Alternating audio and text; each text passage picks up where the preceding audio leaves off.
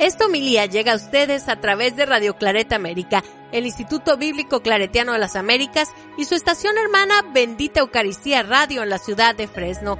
Presentan Poniendo el Evangelio en Práctica con el Padre Manuel Villalobos, un programa para aprender a amar a Dios sin miedo.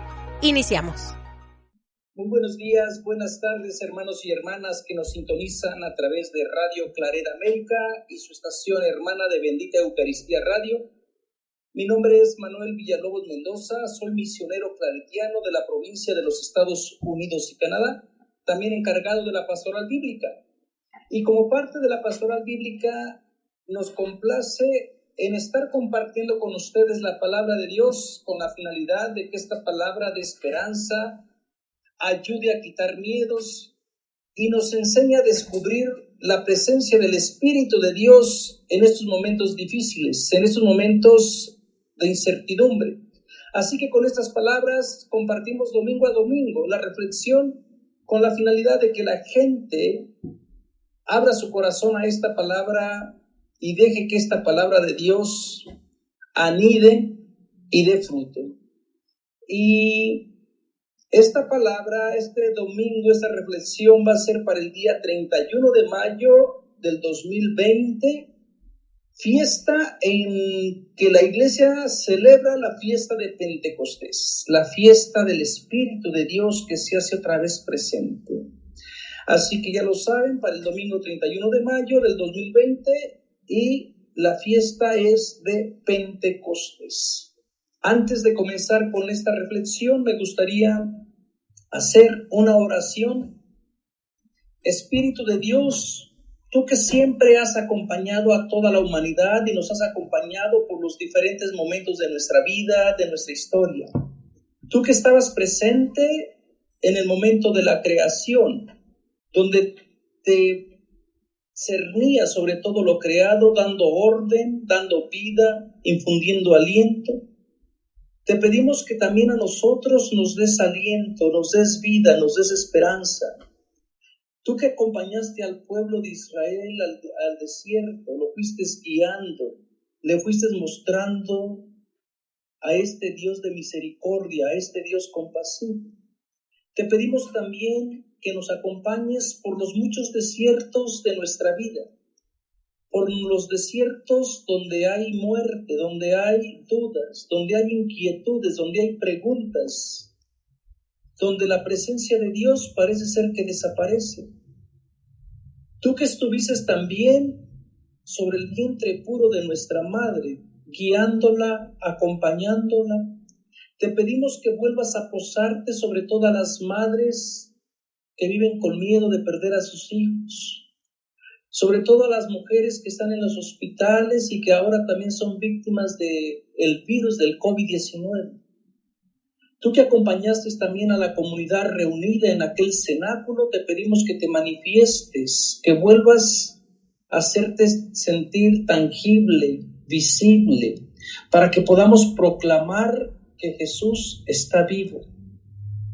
Y tú que siempre has acompañado a la iglesia a través de toda la historia, acompaña también a este pueblo que sufre, acompaña a la familia que se siente desesperada, acompaña a la gente que está enferma, consuela a los que lloran y danos la certeza de que nunca caminamos solos.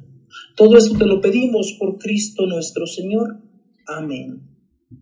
Y el Evangelio está tomado de Juan capítulo 20, versículo 19 al 23. Y dice así: al anochecer de aquel día, el día primero de la semana, estaban los discípulos en su casa con las puertas cerradas por miedo a los judíos.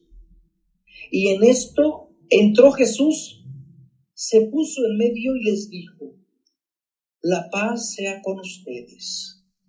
Y diciendo esto, les enseñó las manos y el costado. Los discípulos se llenaron de alegría al ver al Señor. Jesús repitió: la paz sea con ustedes. Como el Padre me ha enviado, así también los envío yo. Y dicho esto, sopló su aliento sobre ellos y ellas y les dijo: reciban el Espíritu Santo. A las personas que le perdonen los pecados, les quedarán perdonados. A las personas que no les perdonen los pecados, les quedarán sin perdonar. Palabra de Dios. Hacemos un momento para que esta palabra anide en nuestro corazón y para que este espíritu vuelva otra vez a entrar, no solamente en nuestra casa, sino a través del aire que respiramos, para que sintamos cómo Dios entra con nuestra historia, la sana, la cuida y nos invita a ser cada día mejores. Me gustaría comenzar hablando sobre la fiesta de Pentecostés. Todas las demás, casi de todas las fiestas que nosotros tenemos, las hemos copiado de la cultura o de la religión judía. Recuerden que en un principio nuestros hermanos y hermanas salieron del judaísmo y es lógico que imitaron sus costumbres, sus creencias, sus mismos libros, la misma manera de relacionarse con Dios. Y entre estas fiestas que la iglesia incorporó muy pronto al ritual o a la manera de hacer presente a Dios en medio de la comunidad, fue la fiesta de Pentecostés. La palabra Pentecostés, literalmente la palabra Pentecostés significa 50 y viene de penta, todo lo penta, 5. Así, por ejemplo, la palabra pentágono, ¿verdad? Esta palabra de origen griego. Pero en sí la fiesta, y son los 50 días después de la Pascua. En cambio, la palabra en hebreo es el Shavuot, el que tiene lugar 50 días después de la Pascua.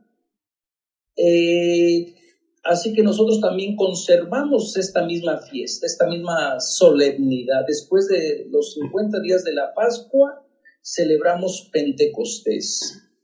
Y el pueblo judío, recordaban en la Pascua, Dios interviene por medio de Moisés, los saca de Egipto, los va conduciendo, les va a ir formando como pueblo y va el pueblo aprendiendo cómo este Dios no los va a abandonar, el Dios que ve el clamor, el Dios que escuchó el llanto de esta gente, el Dios que se manifiesta como un Dios de vida, un Dios a favor de la vida, se la juega con este pueblo insignificante de Israel, y en esta Pascua, en ese paso de vida y muerte, pues también el Espíritu de Dios es el que los va conduciendo, ¿no?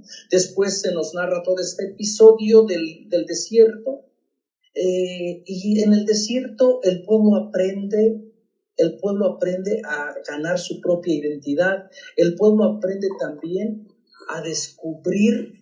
El proceso de liberación no es fácil, no se otorga de algo que se puede cumplir de un día para otro. Todo el mundo tiene que entrar en su proceso, en su desierto y dejar aquellas cosas que nos van lastimando, aquellas cosas que no nos van dejando ver y descubrir a este espíritu que nos va guiando. Y después de 50 días, el pueblo de Israel celebraba del Shavuot, que también coincidía con el tiempo de la cosecha. Así que pronto Pentecostés en el mundo judío fue asociado con el tiempo de las cosechas, el tiempo donde la gente, en agradecimiento a Dios por haberles dado una buena cosecha, pues le ofrecían las primicias, le ofrecían el diezmo y también le ofrecían o celebraban esta acción de gracias, de decir gracias al Espíritu de Dios que nos ha dado que comer, que no nos abandona, el Dios que provee, pues hacían esta celebración del Pentecostés. Y para la gente que es campesina, y yo lo puedo constatar porque este es mi origen de ser campesino, y ahora que estamos acá reflexionando, viendo la presencia de Dios desde el lugar que me vio nacer, qué mejor y qué mayor alegría de descubrir la presencia de Dios que celebrarle en el momento de la cosecha, en el momento de la fertilidad. Y por eso es una fiesta de alegría, es una fiesta de alabanza, es una fiesta donde la persona vuelve a descubrir a este Dios que da de comer, un Dios que no permite que la persona muera de hambre. Entonces hay que ser agradecidos con lo que Dios nos regala. A lo mejor las personas que no tienen ya contacto con el campo, contacto con la tierra, pues les puede costar un poquito más de trabajo esta relación íntima que tiene la persona campesina, porque también en el ser campesino implica tener mucha fe. Imagínense ustedes que ponen la semilla en esta tierra seca, en esta tierra árida, en esta tierra yerma, como sería la tierra de Israel, y esperar que Dios envíe la lluvia, esperar prácticamente a que Dios vaya haciendo germinar, producir y crecer, pues yo creo que sí se requiere de mucha fe. Por eso la alegría de la persona campesina al recibir la cosecha era: Dios no me abandona, Dios está conmigo.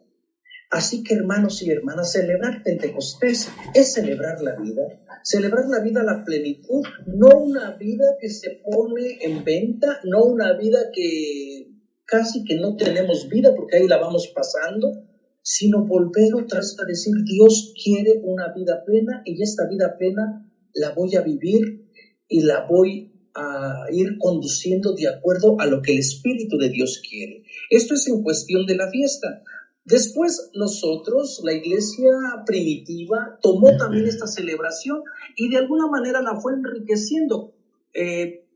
Y aquí prácticamente que la comunidad primitiva, pronto los frutos ya no fueron tanto relacionados al tiempo de la cosecha, sino más bien al tiempo de los frutos del Espíritu, pero que se da para todo el universo. Ustedes lo pueden ver en la parte de Hechos de los Apóstoles, ¿no? Del capítulo 1, cómo el Espíritu de Dios abre fronteras, congrega nuevas culturas, nuevas naciones, y todo mundo habla de las maravillas del primer fruto, si podemos hablar de este lenguaje, que es Cristo Jesús, la primera primicia de la nueva humanidad redimida, restituida, que es Cristo Jesús, el Dios que interviene para dar vida otra vez a su Hijo, para decir: la muerte no tiene ninguna autoridad sobre mí, y para presentarnos a este Dios victorioso que resucita a su Hijo. Y bueno, el Espíritu de Dios parece que es el que anuncia a toda la humanidad para decir: Dios otra vez se solidariza con la gente y resucita a su Hijo y lo da como primicia, como ofrenda de gratitud, de amor para toda la gente que quiera, ¿no? Y esta es la acción del Espíritu que va a empujar a la iglesia naciente o a la comunidad naciente. Todavía no podemos hablar de iglesia porque son pequeños grupos dispersos, pero que va a hablar y que va a invitar a la comunidad a abrirse, y ahorita vamos a hablar un poquito, porque la comunidad va a experimentar miedo. ¿Nos quedamos encerrados o nos abrimos a nuevas realidades?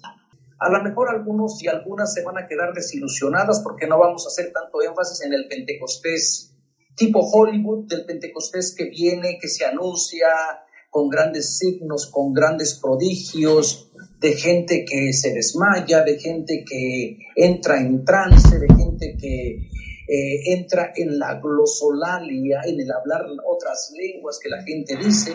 Parece ser que el Espíritu a veces habla de una manera más callada, más simple, más directa, y a veces ese Espíritu como que no estamos acostumbrados a quererle, ¿no?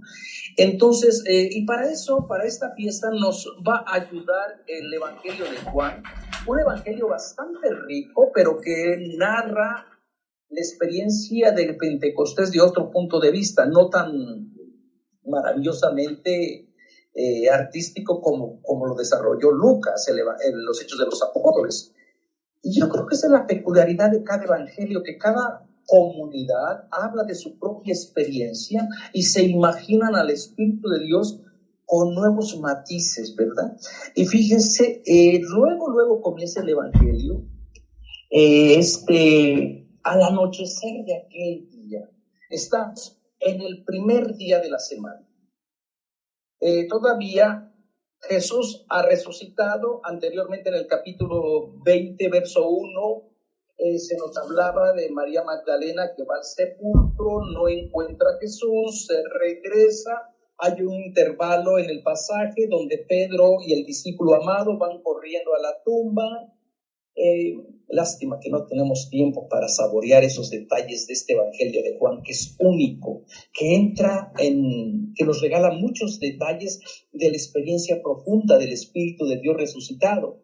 Después, el discípulo amado y Pedro, que creen, se regresa. María Magdalena se queda llorando, y cuando está llorando, María Magdalena tiene esta visión de los ángeles, que le preguntan: mujer, ¿por qué lloras? Ella contesta que se han llevado al Señor y no sabe dónde lo han puesto. Más adelante se encuentra Jesús resucitado, ella creyendo que es la persona que cuida el huerto. Bueno, todo esto es un simbolismo impresionante, es el amor que nunca muere. María Magdalena, la mujer que sabe que el amor nunca muere, y María Magdalena, que representa a la mujer del cantar de los cantares, la mujer amada, la mujer que busca al amado en esta relación. Simbólicamente hablando, María Magdalena representa a la comunidad que busca el amor de su vida, que es Cristo Jesús resucitado, y parece que Jesús se esconde por un momento. Bueno, ya después saben este encuentro de Rabuni. María Magdalena lo abraza, Jesús le dice que vaya y que le enseñe a sus discípulos que está vivo. María regresa a la comunidad, les vuelve a educar. Por eso María Magdalena es la enviada, y por eso se le considera la apóstol de los apóstoles, porque María Magdalena es la enviada directamente por Jesús. Y María Magdalena ha ido 2 veces a esta casa encerrada, y creo que ahorita nosotros que estamos encerrados por miedo a contagiarnos, por miedo a respirar un virus que nos puede dañar nuestro organismo. Y vamos a ver cómo el espíritu, que es el ruá, que es el viento, que es el aire que respiramos, tiene la función de darnos vida, tiene la función de oxigenar nuestros pulmones, tiene la función de decirnos: no tengan miedo, respírame, porque yo doy vida, yo no te contagio, yo no te voy a causar mal. Por mí tú vas a poder vivir, vas a poder caminar, vas a poder saborear. Entonces, esta es la acción del Espíritu que vamos a inhalar en este día, para que este Espíritu nos dé nueva vida, nos dé nueva alegría.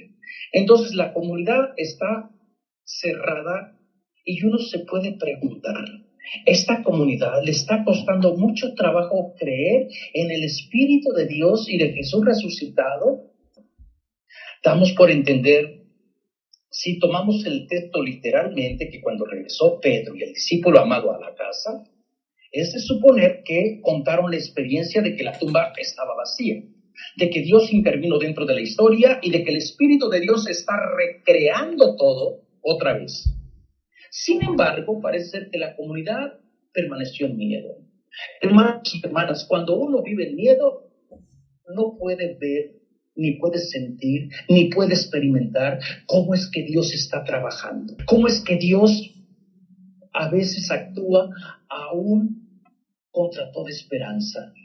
Cuando uno vive en miedo, el miedo nos paraliza, el miedo no nos deja presenciar a este Dios, al Espíritu de Dios que está más cercano a uno y que nos va diciendo otra vez: yo voy contigo, no estás solo, no estás sola. Pero esta comunidad está anclada en su miedo. Y mientras una comunidad vive en miedo, no puede ser evangelizada, no puede recibir el Espíritu de Dios, y así venga un Pentecostés, venga otro Pentecostés, venga una Pascua, venga otra Pascua, se escuche una lectura, escuchemos la otra. Si venimos todavía moviéndonos con un Dios de miedo, no vamos a poder experimentar al Dios que es vida, al Dios de Jesús, al Dios que vence a la muerte. Lo primero entonces que tenemos que ver es quitarnos el miedo, quitarnos este miedo que no nos deja ver, que no nos deja sentir, que no nos deja oler que no nos deja palpar la experiencia de este Dios que está trabajando, que no ha dejado de trabajar. Dios es esencial. Ahora nosotros estamos familiarizados con ciertos trabajos que no han cerrado, ¿verdad? Porque son esenciales para que la vida siga. Los trabajos de la comida, los trabajos que tienen que ver con algunos con la medicina. Pues Dios es como nuestra medicina, nuestra comida. Dios no ha dejado de trabajar en esta pandemia. Dios no toma descanso. Y nosotros debemos de creer en este Dios y en este Espíritu de Dios que nos va moviendo, ¿no? Entonces la comunidad está en miedo, ha tenido varias oportunidades. Fue Pedro, el discípulo amado, fue María Magdalena a decirles, el Señor me ha mandado y me ha dicho esto. He visto la tumba vacía, he visto ángeles, lo he tocado, lo he escuchado, me ha hablado por mi nombre, como Jesús había dicho, yo conozco a mis ovejas, las ovejas conocen mi nombre, mi voz, escuchan mi voz.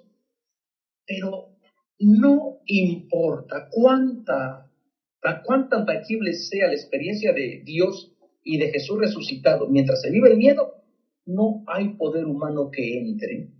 Así que han tenido varios momentos, esta comunidad tiene el Espíritu de Dios a rehacer esta comunidad y sacarla de su miedo.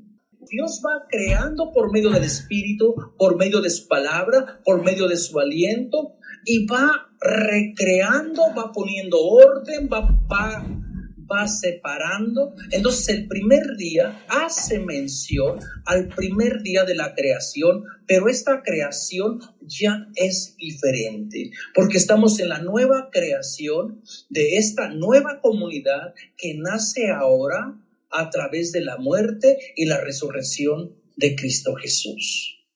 Y yo creo, hermanos y hermanas, que debemos de apropiarnos esta enseñanza de decir, a lo mejor estoy nuevamente en el primer día de la semana, en la primera historia de la creación, donde Dios no ha terminado con mi vida, con mi historia. Uno regularmente cree que la creación de Dios es parte del pasado, que lo que Dios hizo fue hace miles y miles de años. Y ese pensamiento no ayuda a descubrir quién es Dios. Tenemos que celebrar a Dios como el que continuamente está creando. Dios no ha terminado con tu historia. Dios no ha terminado con mi historia. Tenemos cierta materia, hay cierta disponibilidad de la persona para ser mejor, pero Dios no ha terminado contigo. Hermano y hermana, si tú te preguntas, bueno, es que Dios creó hace miles de años, pero a mí yo ya soy la consecuencia de esa creación. Cambia tu pensamiento. Dios te va creando, Dios te va moldeando, y es necesario que tú te involucres, te enganches a esta nueva creación. Aquí no se vale decir es que yo así soy y qué, como ciertas personas a veces dicen, ¿verdad? Así soy. Decir así soy es como negarle la posibilidad a Dios de permitirle el cambio. Dios no puede cambiarte y transformarte si tú no te metes en el proceso de su creación, de celebrar el primer día de la semana. Pídele a Dios que en esta cuarentena, en este tiempo de reflexión, de recogimiento, comience tu nueva creación, comience a decir, mira que hay muchas cosas que he hecho mal, que he vivido sin ti, pero quiero dejarlas a un lado, quiero comenzar contigo. Ven Espíritu en este primer día, ven nuevamente sobre mí. Y como me decía una amiguita el día de ayer, me pregunto si este Pentecostés será el Pentecostés donde se va a manifestar la presencia de Dios. Y yo le respondía, este Pentecostés puede ser tu Pentecostés siempre y cuando tú te vincules, te enganches a esa experiencia de Dios. De lo contrario, pasará un Pentecostés, pasará otra Pascua, viviremos otro año, escucharemos la misma lectura y la lectura no tendrá efecto porque nosotros y nosotras no hemos permitido que el Espíritu de Dios nos haga personas nuevas, nos transforme en su primer día. Al anochecer, fíjense, invita que está saliendo también de la noche, entrar a la luz de Cristo. Y después viene a relatarnos cómo está la noche que anuncia miedo, que anuncia peligro, pero también esta noche anuncia la liberación, porque fue en la noche cuando el pueblo de Israel salió en Egipto. Para muchas personas la noche les anuncia peligro, la noche es símbolo de negatividad, pero en este momento, en este contexto, la noche prácticamente es decirle, la hora de su liberación está próxima. Su miedo a los capataces, a los que los explotaban, ya no va a tener razón de existir. Vincúlense a la luz que va a traer el nuevo día y bueno, sabemos que esta luz la representa ahora Cristo Jesús resucitado. Entonces es Jesús que vence a la oscuridad, a la muerte, a las sombras y se engancha al nuevo día. Y comienza el primer día entonces, dice, pero la casa, dice, estaban los discípulos en su casa con las puertas cerradas por miedo a los judíos. La casa o la comunidad ahora ya no vive ya no es una casa abierta, ya no es una casa de alegría. La casa prácticamente es una tumba. Si están encerrados, no pueden hacer las cosas que la comunidad hacía. Me viene a la memoria dos textos de esta casa, dos lugarcitos donde ha aparecido la casa en el Evangelio de Juan. El primer momento que hace mención a la casa se refiere cuando la casa está bajo el poder de la muerte, cuando se muere Lázaro, la casa de Marta y María. Y la comunidad vive bajo las sombras de la muerte. Y es interesante cómo Jesús en esa historia del capítulo 11 del Evangelio de Juan, cómo Jesús no entra a esa casa, porque la casa está bajo el poder de la muerte. Y esa no es su casa. La casa de Jesús no es la casa de la muerte. Al contrario, Jesús saca a las hermanas de esa casa, saca primero a Marta. Marta va corriendo y se encuentra con Jesús afuera de la casa. Y allí tienen esta confesión preciosa de fe. Sí, Señor, yo creo que tú eres el Cristo y que tenía que venir al mundo, porque Jesús se presenta como el portador de vida. No entra a la casa. Muchas veces Jesús entró a esa casa, pero mientras esté la casa bajo el poder de la muerte, Jesús no puede entrar, porque Jesús no comparte esa idea de casa. Y después Marta, una vez que experimenta que Jesús verdaderamente es promotor de vida, va y saca a su hermana de la casa y sale María. Y una vez que la hermana María hace también estas confesiones, es decir, sí, Señor, yo creo que tú tienes un plan de vida. Fíjense, Jesús se dirige al sepulcro y saca a Lázaro del sepulcro, como anunciando de alguna manera el poder que Jesús tiene también de su propia resurrección. Porque Dios en la casa tiene que ser transformada de casa muerte a casa vida. Y el segundo momento que habla de la casa es en el momento de la unción que recibe Jesús en la casa de Marta y de María. Aquella casa que había estado bajo el poder de la muerte, cuando está comiendo Jesús en la casa de sus amistades, de sus amigas, recibe este simbolismo, esta unción como rey. María le unge con aquel frasco de nardo puro, le unge todo el cuerpo de Jesús y dice el Evangelio que la casa se llenó de un aroma en toda la casa. Como de una manera está prefigurando que la casa ahora sí es habitable. Con ese aroma del perfume, la casa de Jesús es una casa de vida, es una casa donde la gente puede tener paz, puede tener tranquilidad y puede tener la bendición por medio del aroma del perfume de decir, esta es la presencia de Dios, que dejo mi perfume en esta casa que estaba bajo el dominio, bajo el flagelo de la muerte, ahora se convierte en el aroma de la vida para que la gente celebre vida. Esa fue la casa que Jesús dejó. Extrañamente, el espíritu regresa a la casa que había dejado, una casa con aroma a perfume de nardo puro, y ahora se encuentra que esa casa vive otra especie de muerte. La gente, los que viven en esa casa, tienen miedo. La razón te la da el mismo evangelio. Tienen miedo a los judíos. Recordemos que en el evangelio de Juan, los judíos representan a los malos de la narración, porque refleja este evangelio los conflictos que la comunidad tuvo con los judíos. Recuerden que este evangelio se escribió alrededor del año 90-95, y a estas alturas ya se está separando la comunidad de Juan, la comunidad de Jesús, se está separando de la sinagoga, se está separando de los judíos, están creando su propia identidad, y como en cada separación son dolorosas, y por eso es que los judíos en el evangelio siempre son tratados de una manera muy negativamente. Y el miedo es real. Si mataron al maestro, si los judíos en complicidad con el Imperio Romano lo mataron, pues ¿qué les va a pasar a los seguidores? Es lógico que también los van a matar. El miedo es real, el miedo a perder la vida es real. Sin embargo, la gente no está destinada para estar encerrada por miedo. Y puede parecer ilógico que ahora nosotros estemos en nuestra casa, encerrados por miedo, encerrados por no contagiarnos, encerrados para no recibir visitas. Pero también en la casa puede haber signos de esperanza, signos de resurrección.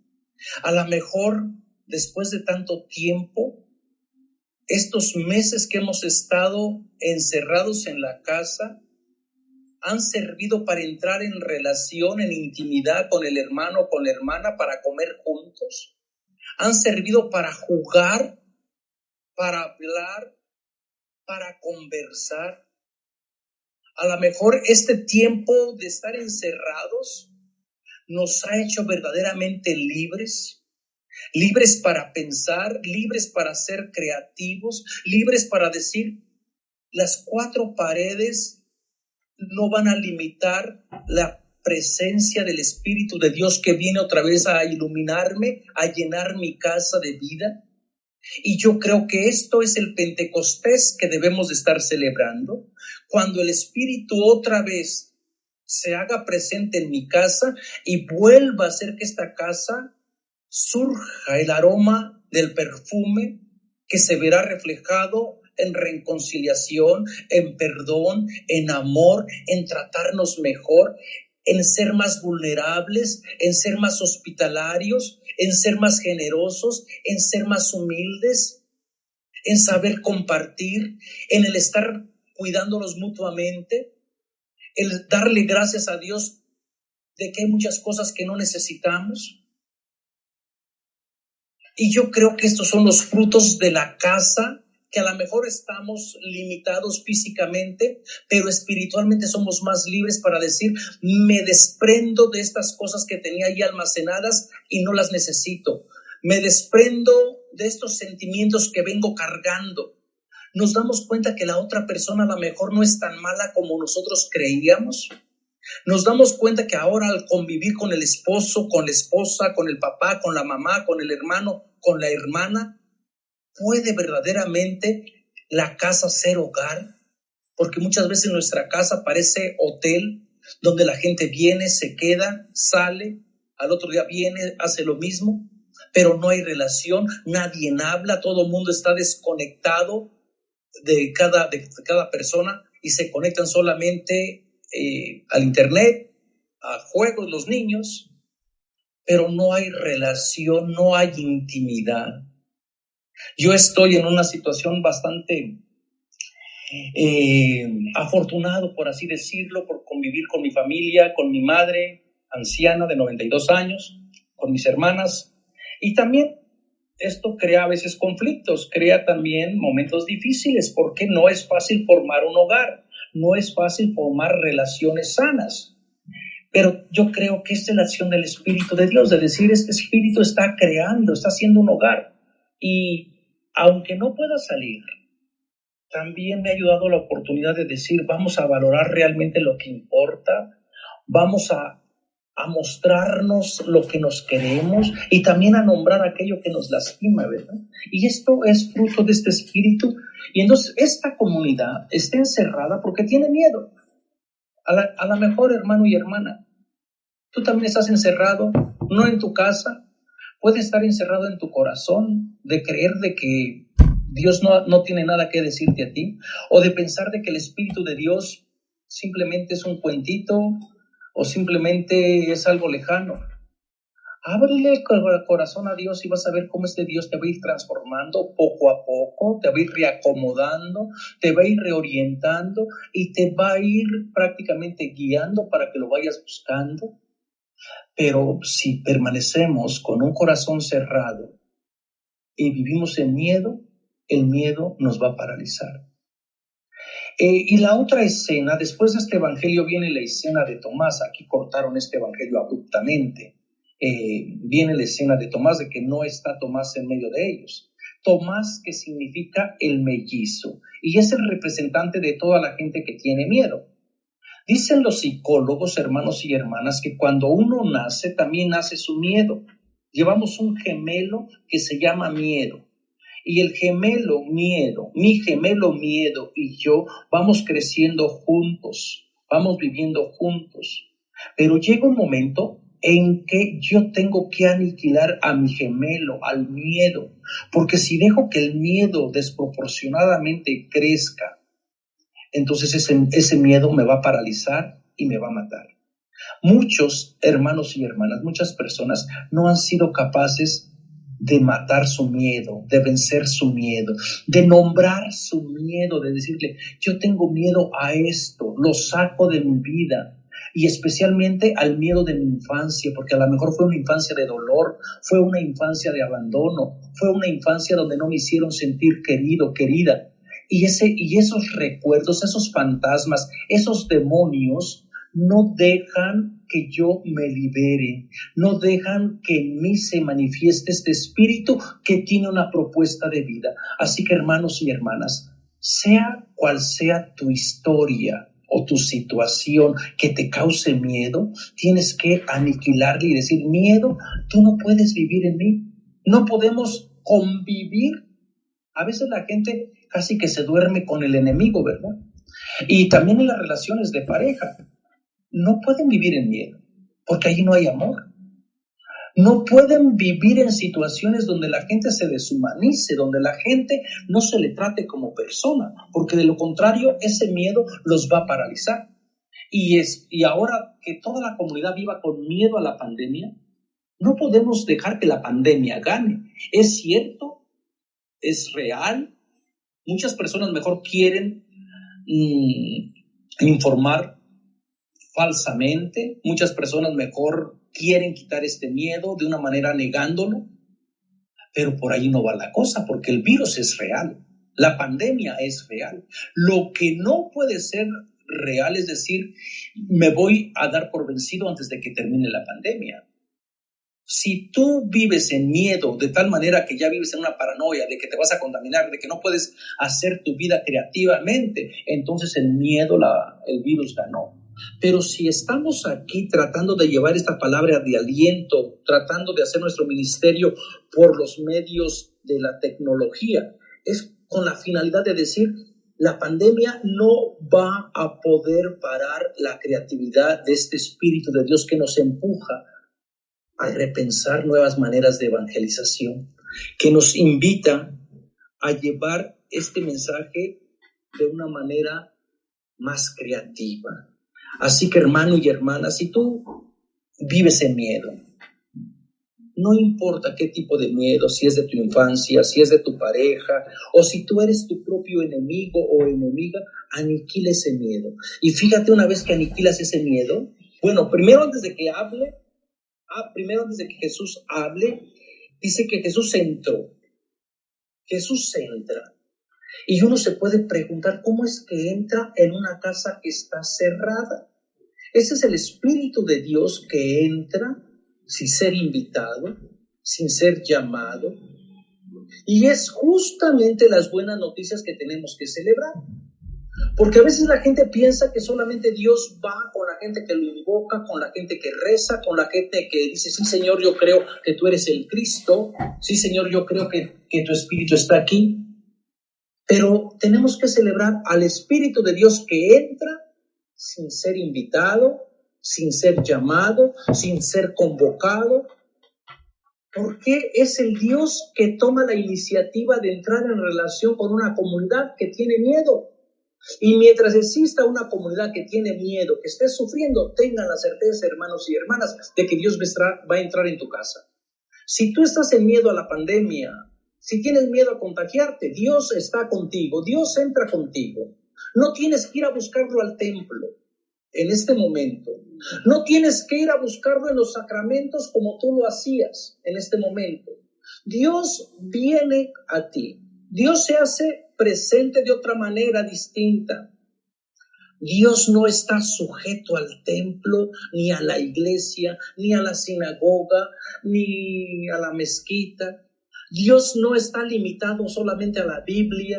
Dios no está limitado solamente a los rituales, a los sacramentos que nosotros realizamos. Dios es más grande que eso. Y entonces por eso es que Jesús entra en esta casa, porque la casa tiene miedo. Si tu casa está miedo, reconoce ese miedo y di, Señor, ven, purifícame, sáname. Haz que mi casa te alabe y que diga como Josué, yo y los míos bendeciremos al Señor. Yo y los míos serviremos al Señor.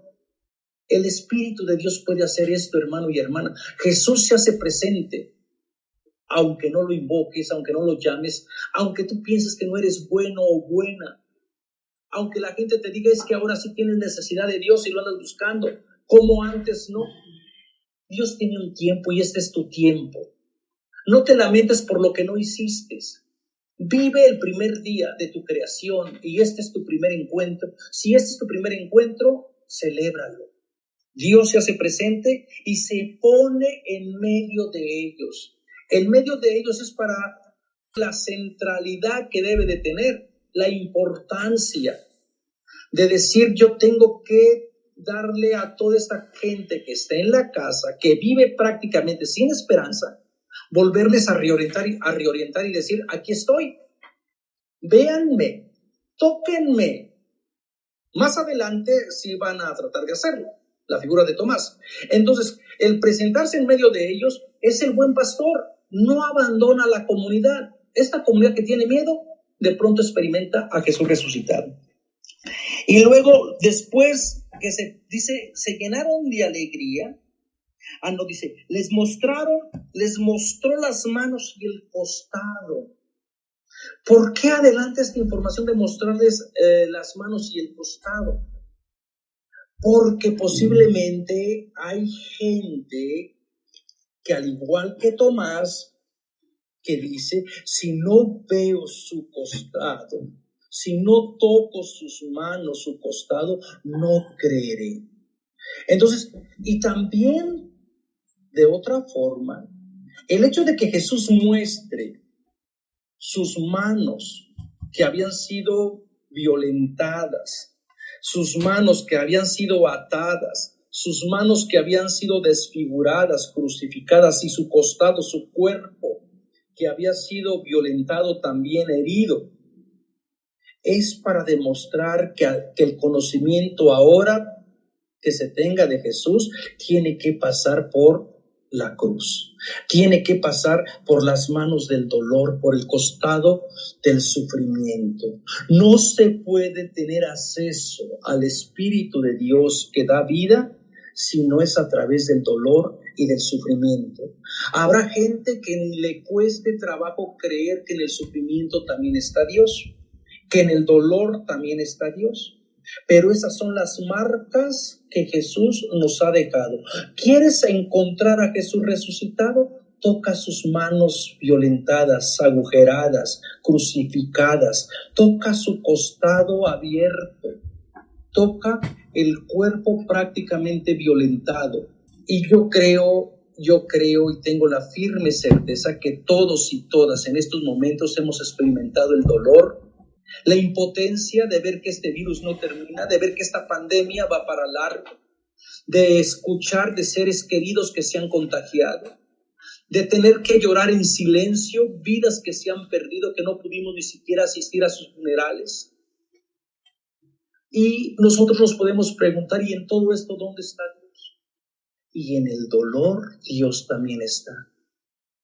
Les mostró las manos y el costado. Más adelante va a decir, ven Tomás, pon tu dedo aquí, tócame, pálpame. No soy un fantasma. Tienes que entenderme desde el dolor y desde el sufrimiento.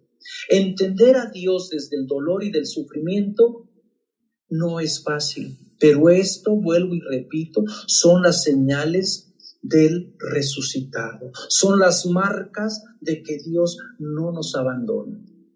Ahora el reto para nosotros que estamos experimentando dolor, tristeza, miedo y angustia, ¿cómo transformar esos signos de muerte en signos de vida y decir, en estas marcas de la pandemia, en este virus de la pandemia, está Dios mostrándonos su gloria, está Dios mostrándonos vida? Porque para eso, hermanos y hermanas, tenemos que aprender que a través de la muerte, por ilógico que resulte, hay vida, hay sanación. Entonces, ver las marcas del dolor como un símbolo no desgarrador, no de desesperación, sino como el símbolo de decir, Dios está en el sufrimiento, Dios se solidariza con los que lloran, Dios consuela a las personas que han perdido a un ser querido por el COVID-19. Dios desde el silencio también habla, y habla de amor, de intimidad, de relación. Y el primer fruto entonces que trae el Espíritu de Dios resucitado es llenar aquella casa en una casa de alegría. El miedo es transformado en alegría, porque Jesús está allí. Y si está Jesús con la comunidad, ¿quién va a estar contra la comunidad? Si Jesús se hace presente en miedo del dolor, del sufrimiento, ¿a quién temeré? Como decía el Salmo. Si tú vas conmigo, ¿a quién temeré? O como dirá Pablo en esa carta preciosa de Romanos capítulo 8, ¿quién me podrá separar del amor de Cristo? El hambre, la desnudez, la guerra, la espada. En todo esto salgo más que ganador, todo porque Cristo está de mí. Si Cristo está conmigo, ¿quién va a estar contra mí? Así que una vez que Jesús entra en la casa, la comunidad transforma su miedo en alegría. Hermanos y hermanas, a lo mejor tu casa todavía está encerrada, a lo mejor tu familia vive en miedo, en temor, a lo mejor tu familia se está preguntando dónde está Dios cuando la gente se infecta, dónde está Dios cuando la gente muere, o a lo mejor tu familia ya ha experimentado que en el dolor también se encuentra la vida y ahora está celebrando la alegría. A lo mejor vamos en diferentes procesos, ¿verdad? Entonces, en este momento, la comunidad se llena de alegría y fíjense lo que hace Jesús.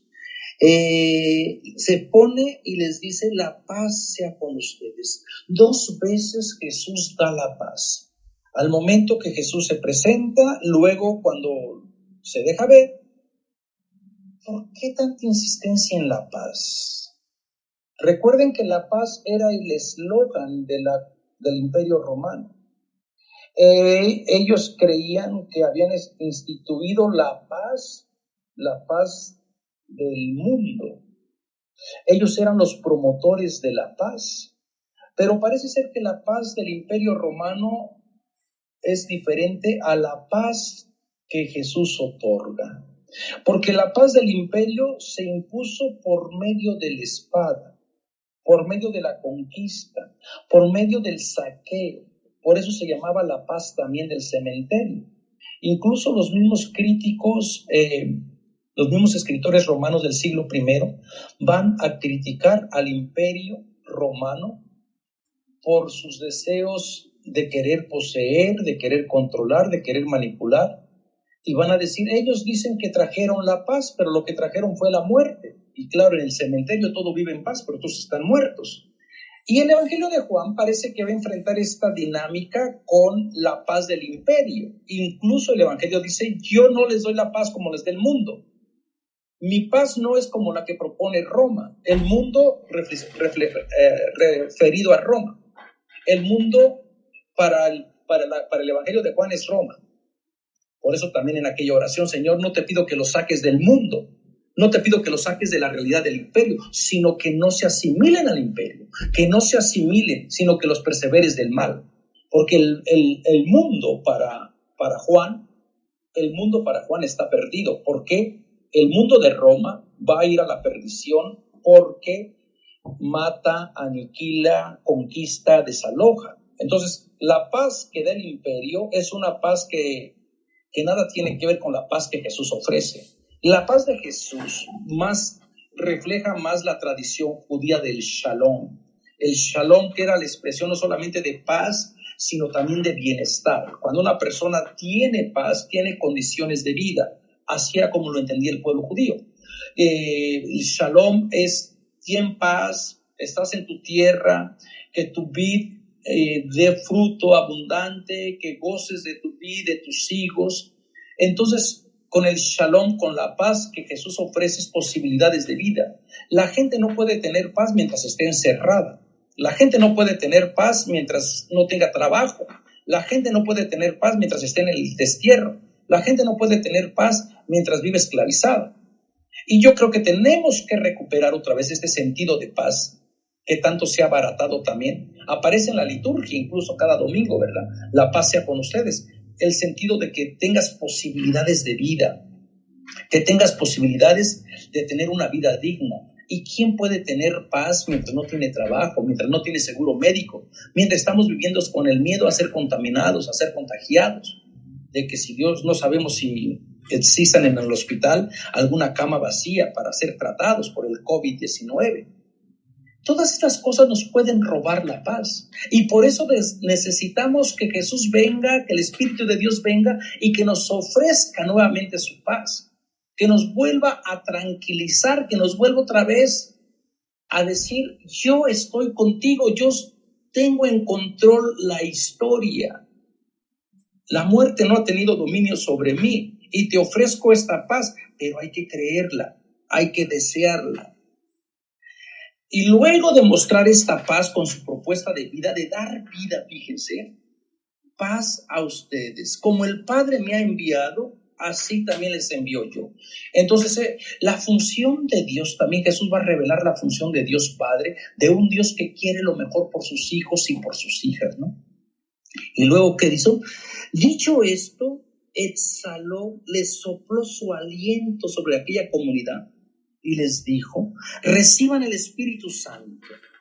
Esto indudablemente nos viene a traer a la memoria la idea del Génesis. Si ustedes recuerdan, en la creación del ser humano, en la segunda historia de la creación, el ser humano, Dios lo formó por barro, lo moldeó, pero no tenía vida hasta que le exhaló su aliento, le dio el respiro divino y le dio vida. Esto es exactamente lo que hace el Espíritu de Dios, dar vida.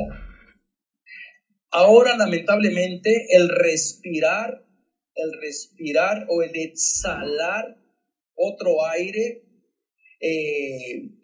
va asociado con muerte. Nos cubrimos la boca, traemos nuestras tapabocas porque no queremos exhalar otras partículas de otra gente. Y tenemos que entender una vez más que en la función del Espíritu de Dios, el ruach, la ruach en el hebreo, el espíritu en el hebreo es ruach, la ruach, es dar vida, no dar muerte. Entonces, para las personas que están pensando que cuando tú respiraste el COVID-19 fue porque Dios te lo mandó, es erróneo, porque el Espíritu es dar vida, respira, camina, ten posibilidades. Entonces, hermanos y hermanas, este Espíritu que nos da vida, que cuando lo inhalamos estamos trayendo toda la bondad de Dios Estamos recordando toda la creación de Dios. Hasta ahorita nos hemos dado cuenta en este acto tan simple de inhalar, exhalar, porque está contaminado, porque tenemos miedo. Pero el Espíritu está para dar vida. Y una de las funciones que es dar vida es sanar, perdonarse. Toda la comunidad, toda la casa tiene que aprender a perdonarse, a sanar. Y yo creo, hermanos y hermanas, que ese es el fruto que debemos de celebrar de este Pentecostés. ¿Qué tengo que perdonar? ¿A quién tengo que perdonar? ¿A quién tengo que pedirle perdón?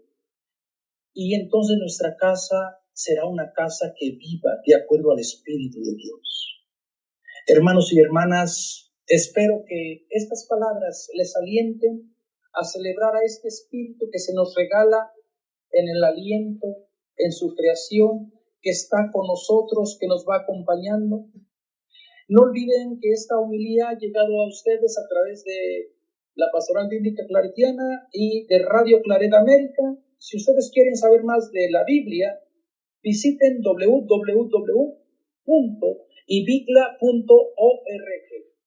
O también pueden visitarnos en nuestro canal de la Escuela Bíblica Claretiana en YouTube. Solamente escriban Escuela Bíblica Claretiana en YouTube y ahí saldrán varios videos, varios cursos bíblicos gratuitos con la finalidad de que aprendamos a descubrir a un Dios que es compasivo, que es vida, que nos invita a que nuestra casa sea hogar, sea relación, sea perdón y sobre todo sea una casa donde se alabe, se bendiga al Dios que es vida, al Dios que es uno y que es trino.